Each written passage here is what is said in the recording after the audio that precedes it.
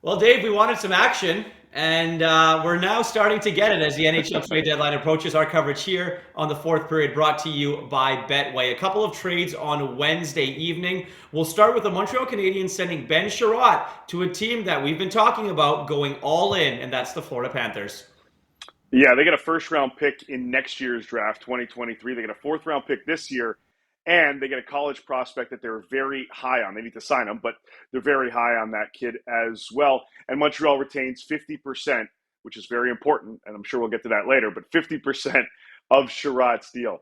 This is a team, as we talked about earlier today, and as you alluded to just now, the Florida Panthers are all in.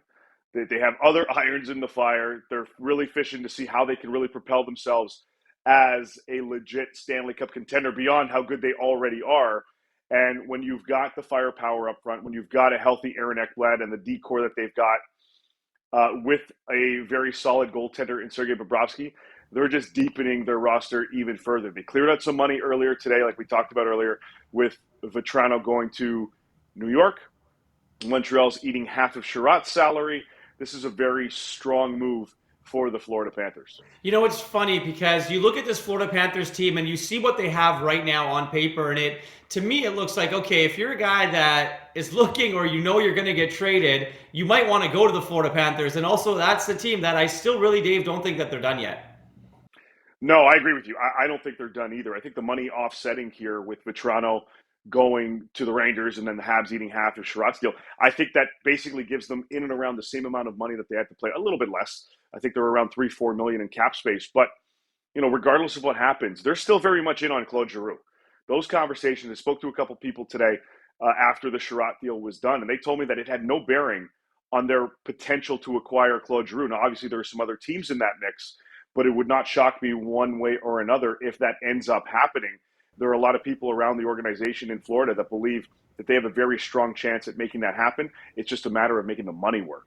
Yeah, absolutely. I mean, Sunrise is going to be absolutely buzzing, if they can pull Yeah. off some of these moves and make a decent run to the Stanley Cup final. Now, another team that is looking to actually, bolster up their team and go to the Stanley Cup final is the Calgary Flames, acquiring Calle Jarnkrok from the Seattle Kraken. Yeah, they did around the same time the Chiarot deal was happening. So they get a second round pick this year, Seattle does, a third round pick next year, and a seventh round pick in 2024. And Seattle is retaining half of his $2 million cap hit. So it's $1 million that goes towards the Calgary Flames that wanted to, like, they were in on Chiarot as well. They're in on a defenseman. They brought in Tyler Toffoli from Montreal, but they wanted to bring in somebody to kind of stabilize their bottom six. And Jarnkrok is a guy that can do that. He's a guy that can come in on a third line and be really, really solid. He plays both ends, and he can contribute offensively. So this is a strong add for a Calgary Flames team who, just like Florida and like you said, they're also all in and they've got eyes on that Stanley Cup.